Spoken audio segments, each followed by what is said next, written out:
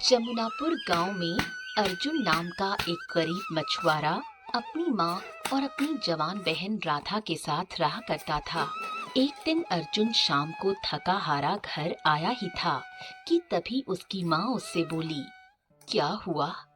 क्या आज भी तेरे जाल में कोई मछली नहीं फंसी? अरे क्या बताऊं माँ, सारा दिन तालाब में जाल डालकर बैठा रहा, परंतु मेरे जाल में केवल 2 ही मछलियां फंसी। बस ये लो माँ, एक सिक्का। बेटा, एक सिक्के से अब मैं आज का खाना कैसे बनाऊं? तू अच्छी तरह से जानता है, अनाज के साथ साथ खाने में सब्जी की भी आवश्यकता होती है और सब्जी में खाना पकाने के लिए और भी वस्तुएं डाली जाती हैं। अर्जुन निराश हो गया। अब मैं क्या करूं माँ? मुझे मछली पकड़ने के अलावा और कोई काम आता भी तो नहीं है ना। न जाने क्यों कुछ दिनों से मेरी किस्मत बहुत खराब चल रही है। मछुआरों के जाल मछलियों से भर जाते हैं, लेकिन मेरा जाल ही पता नहीं क्यों खाली रहता है। अब क्या करूं मैं? भैया, आप दूसरे तालाब में जाकर मछलियाँ क्यों नहीं पकड़ते? मैंने सुना है जंगल के तालाब में मछलियाँ बहुत अधिक फंसती हैं। हाँ, शायद तुम सही कह रही हो राधा।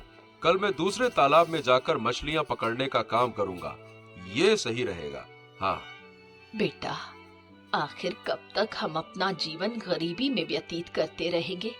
राधा जवान हो गई है, कल उसके हाथ भी पीले करने हैं। सब कुछ कैसे हो पाएगा? अर्जुन ने अपनी माँ की बात का कोई जवाब नहीं दिया और चुपचाप अगली सुबह अर्जुन अपना जाल लेकर जंगल की ओर निकल पड़ा। वो जंगल की सीमा तक पहुंचा ही था कि तभी रास्ते में एक दूसरा मछुआरा उसे मिल गया। मछली जाल में फंसी तो बड़ा मजा अरे क्या बात है भैया अर्जुन, कहाँ कहाँ? ये तुम जाल वाल लेकर ये जंगल की तरफ काहे जा रहे हो भैया? ओ, लगता है जंगल के तालाब से मछलियां पकड़ना चाह रहे हो। आहा, लेकिन एक बात बता दूं, जब समय खराब होता है तो फिर सबई कुछ खराब होता है। जंगल का तालाब तो बहुत दूर की बात है। अरे मैं तो कहता हूँ कि तुम समंदर में भी जाल डाल दोगे, तुम्हारे जाल में मछलियां नहीं फंसने वाली। अरे किस्मत खराब, समय खराब तो सब खराब। इतना कहकर दूसरा मछुआरा अर्जुन का मजाक उड़ाता हुआ वहां से चला गया। अर्जुन जंगल के तालाब में गया और अपना जाल फैलाकर बैठ गया।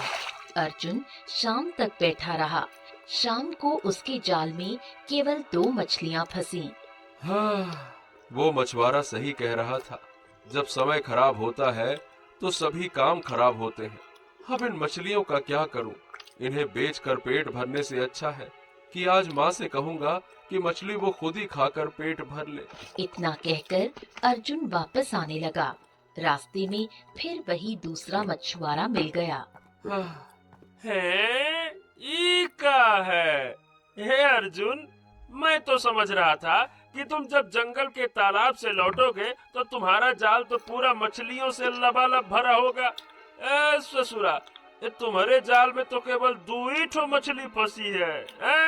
इतनी ही मछलियां तो तुम्हारे जाल में गांव के तालाब में फंस जाती थी। फिर जंगल जाकर इतना थकने की क्या आवश्यकता थी? मेरी बात मान क्यों नहीं लेते? समय खराब, किस्मत खराब तो सब काम खराब। इतना कहकर दूसरा मछुआरा वहां से चला गया। अर्जुन निराश होकर घर लौटा और 2 मछलियां अपनी माँ और बहन के सामने रख दी। भैया, केवल 2 मछलियां, इससे क्या होगा? हाँ, अब जो है यही है राधा, इसे ही पका कर खा लो, कम से कम पेट तो भरे। अब मैं क्या करूं राधा? तुम्हारे कहने पर जंगल के तालाब में गया था, परंतु वहां भी केवल 2 ही मछलियां तो फंसी। क्या हुआ? कुछ नहीं फंसा। अब तो मुझे दूसरे मछुआरों की बात पर विश्वास होने लगा है। जो मेरा मजाक उड़ाते हैं वो बिल्कुल सही कहते हैं। मेरा भाग्य इस समय मेरा साथ नहीं दे रहा। बड़ी बेकार किस्मत है मेरी। अर्जुन की बात सुनकर उसकी माँ और बहन की आंखों में आंसू आ गए। अगली सुबह अर्जुन फिर से अपना जाल लेकर गांव के तालाब में चला गया। वो सुबह से लेकर शाम तक बैठा रहा, परंतु उसके जाल में एक भी मछली नहीं फंसी। क्यों भैया, आज पूरी तरह से ठन ठन गोपाल। अरे पहले तो तेरे जाल में एक या दो मछली फंस भी जाती थी गलती से, आज तो तेरा जाल पूरा ही खाली है। किस्मत लगता है बहुत ही खराब है। अर्जुन निराश हो गया और चुपचाप अपने घर चला आया। अर्जुन को खाली हाथ देखकर उसकी माँ चौंक गई। क्या हुआ? माँ, आज आज मेरे जाल में एक भी मछली नहीं फंसी माँ, एक भी नहीं। मैं और तेरी बहन सुबह से भूखे हैं, तेरा ही इंतजार कर रहे थे। अर्जुन की आंखों में आंसू आ गए। अर्जुन को रोता देख उसकी माँ भी रोने लगी। चिंता मत कर बेटे, हिम्मत मत हार। तू एक काम क्यों नहीं करता? हमारे राज्य का राजा सूरज बहुत दयालु है, तू जाकर उससे सहायता क्यों नहीं मांगता? एक ना एक दिन तो तुझे उससे सहायता मांगने जाना ही है, क्योंकि हमें राधा की शादी भी करनी है। अगले दिन अर्जुन अपनी माँ की कही हुई बात के अनुसार सीधे अपने राज्य के राजमहल में चला गया। कुछ देर बाद अर्जुन राज दरबार में खड़ा था। राजा सूरज गहरी सोच में डूबा हुआ था। महाराज की जय हो। महाराज, मैं जमुना नगर गांव का रहने वाला हूँ। मैं एक बहुत ही गरीब मछुआरा हूँ। कुछ दिनों से मेरा भाग्य मेरा साथ नहीं दे रहा। मेरे जाल में मछलियाँ बिल्कुल नहीं फंस रही। मेरा परिवार भूखा है और मेरी बहन भी जवान हो चुकी है। मुझे उसकी शादी भी करनी है। मैंने सुना है कि आप प्रजा के प्रति बहुत ही दयालु हैं। मेरी सहायता कीजिए महाराज, मेरी सहायता कीजिए, मदद कीजिए। राजा सूरज ने गहरी नजर से अर्जुन को देखा और अचानक अपने सिंहासन से उठकर खड़ा हुआ। अरे तो मैं क्या करूं? क्या अब मेरे इतने बुरे दिन आ गए हैं कि मैं गरीब मछुआरों की सहायता करूं? अगर तेरा भाग्य तेरा साथ नहीं दे रहा तो इसमें मैं क्या कर सकता हूँ? हैं? बेवकूफ कहीं के चले आते हैं राज दरबार में हमारा समय नष्ट करने। इतना कहकर साधु वहाँ से चला गया। अर्जुन कुछ देर वहीं खड़ा रहा और फिर आगे बढ़ गया। बहुत दूर पैदल चलने के बाद अर्जुन को खंडहर दिखाई दिया। दोपहर का समय हो चुका था। हाँ, यही समय है खंडहर में प्रवेश करने का। आराम से जाता हूँ। अर्जुन खंडहर में गया और देखा कि एक पिंजरे के अंदर मैना पक्षी बंद थी। मैना पक्षी अर्जुन को देखकर चौंक गई। तुम यहाँ क्या कर रहे हो? जादूगर कुछ ही देर में आ जाएगा। देखो मैना पक्षी, मैं तुम्हें जादूगर के चंगुल से आजाद कराने आया हूँ। मछली ने मुझे बताया कि अगर मैं तुम्हें आजाद करूँगा तो मेरा भाग्य बदल जाएगा। तुम मुझे ऐसे आजाद नहीं कर सकते। पहले तुम पास के बूटी के तालाब में जाकर स्नान करो। कहते हैं कि बूटी के तालाब में स्नान करने से तांत्रिक और शैतानी मंत्रों से सुरक्षा मिलती है। बूटी के तालाब में स्नान करके शाम को फिर यहाँ आना। जादूगर अपने मंत्रों की शक्ति से तुम्हें मारने का प्रयास करेगा, पर बूटी के तालाब से स्नान करके आने पर उसके मंत्र काम नहीं करेंगे। तब तुम चतुराई से जादूगर का एक दांत तोड़ना। उसके दांतों में एक सोने का दांत है। उसके सोने के दांत में उसके प्राण बसे हुए हैं। जल्दी जाओ, यदि जादूगर अभी आ गया तो तुम अभी उसका मुकाबला नहीं कर पाओगे। अर्जुन तुरंत वहां से निकल गया। कुछ ही देर बाद रंग बिरंगी आभा के बीच जादूगर खंडहर में प्रकट हुआ। उसने मैना पक्षी की ओर घूरते हुए कहा, बगड़बम बगड़बम, मुझे मनुष्य की गंध आ रही है। सच बता, क्या यहाँ कोई मनुष्य आया था? दफा हो जा यहाँ से जादूगर, तेरा मनहूस साया जब से इस खंडहर में पड़ा है तब से यहाँ मनुष्य तो क्या, कोई जानवर भी नहीं आता। जादूगर क्रोधित हो उठा।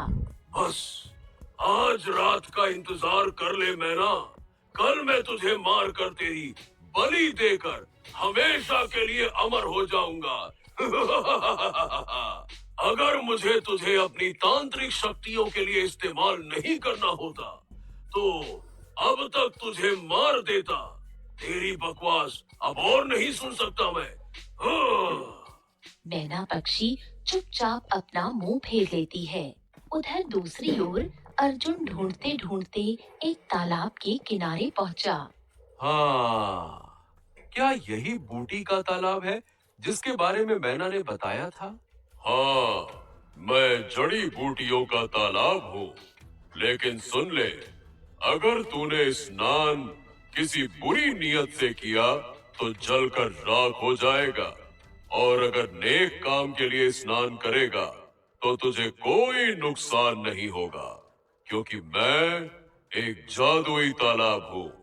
अर्जुन ने बिना देर किए तालाब में स्नान किया।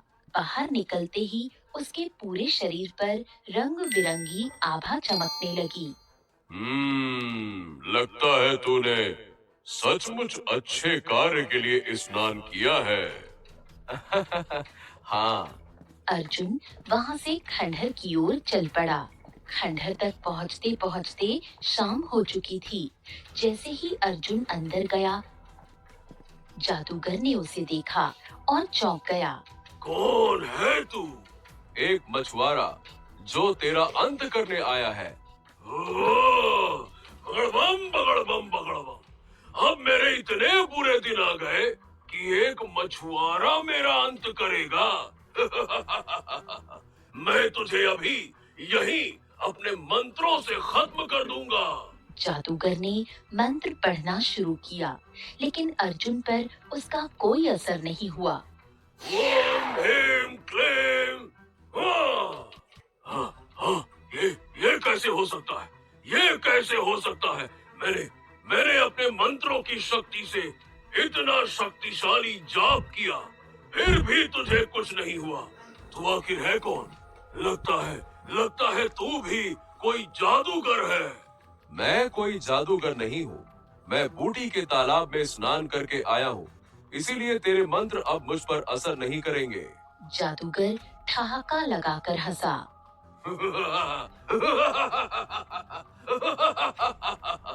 तो ठीक है, बूटी के तालाब का असर तो कुछ समय तक ही रहेगा, उसके बाद तेरा होगा बगड़बम बगड़बम बगड़बम। अर्जुन ने मौका देखकर तेजी से जादूगर के मुंह पर एक जोरदार मुक्का मारा। जादूगर संभल भी न पाया और उसका सोने का दांत टूटकर बाहर गिर पड़ा। अगले ही पल उसके शरीर में आग भड़क उठी। अरे आखिर मेरे अंत का रहस्य तुझे किसने बताया?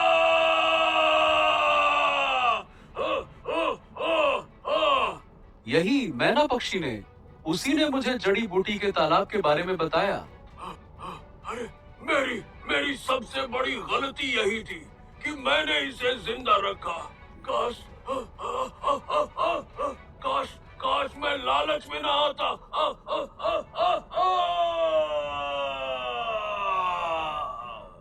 जादूगर जलकर राख हो गया। अचानक रंग बिरंगी आभा फैली और मैना पक्षी का पिंजरा गायब हो गया। अगले ही पल एक धमाके के साथ मैना एक राजकुमारी में बदल गई। अर्जुन राजकुमारी को देखकर चौंक गया। तुम कौन हो? मैं इस राज्य की राजकुमारी सौम्या हूँ, राजा सूरज की पुत्री। ये सुनकर अर्जुन के पैरों तले जमीन खिसक गई। ओ, तो तुम उस राजा सूरज की पुत्री हो, वही राजा जो गरीबों की मदद करना तो दूर, उन्हें देखना भी पसंद नहीं करता। मुझे नहीं पता था कि मैं एक ऐसे राजा की पुत्री की मदद कर रहा हूँ। राजकुमारी सौम्या की आंखों में आंसू आ गए। तुम्हें पूरी सच्चाई नहीं पता। पूरी सच्चाई? तुम्हारा क्या मतलब है? राजकुमारी सौम्या कुछ देर चुप थी। उसके चेहरे पर गहरी पीड़ा थी। इस समय जो राज्य का राजा बना हुआ बैठा है वो असली राजा सूरज नहीं है, बल्कि हमारा मंत्री है। असली राजा सूरज को तो कुछ समय पहले ही एक जादूगर ने मेरी आंखों के सामने मार दिया था। मार दिया था? क्या मतलब? तो फिर मैं जिससे मिलकर आया वो कौन है? मैंने कहा तो है तुमसे कि वो मंत्री था। दरअसल मंत्री की काफी समय से हमारे राज्य पर नियत खराब थी। एक दिन वो शिकार के बहाने मुझे और मेरे पिता को जंगल में इसी खंडहर के पास ले आया। खंडहर में जादूगर बैठा था। अचानक उसने मंत्र पढ़ा और मेरे पिता के शरीर में आग लग गई। ये देखकर मैं चौंक पड़ी। सब कुछ इतनी जल्दी हुआ कि मुझे कुछ भी समझने का मौका ही नहीं मिला। अगले ही पल मैंने देखा कि मंत्री का चेहरा मेरे पिता में परिवर्तित हो गया। मेरी एक सहेली थी, क्योंकि वो एक परी थी। मैंने मदद के लिए उसे बुलाया। परी मदद के लिए आई, लेकिन जादूगर का मुकाबला नहीं कर सकी।